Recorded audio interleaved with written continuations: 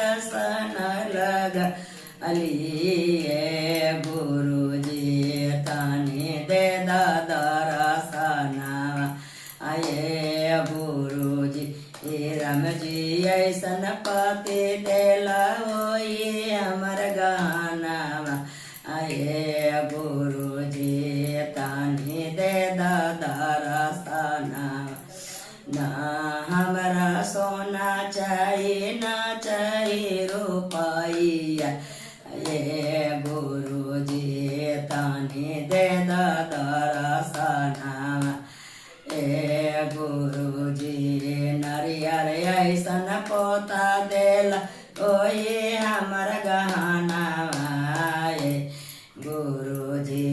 नरियर ऐसन बेटा देला ओए हमर गहनवा ए गुरुजी तानी दे दर्शनवा आये गुरुजी नरियर ऐसन दम देल ओए हमर गहनवा ए गुरुजी तानी दे दर्शनवा ए गुरुजी लव कुश ऐसन नतिया देल ओए हमर गहनवा ए गुरुजी तानी दे दर्शनवा आये गुरुजी बारिये सोहरिये आसन लगावलिए गुरुजी तानी दे दर्शनवा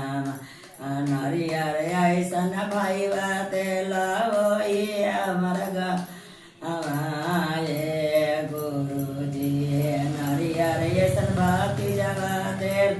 ओए हमर गहनवा गुरुजी तानी दे दर्शनवा गुरुजी ना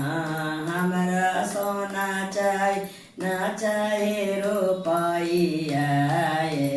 गुरुजी तानी दे दर्शनवा गुरुजी हर हर महादेव।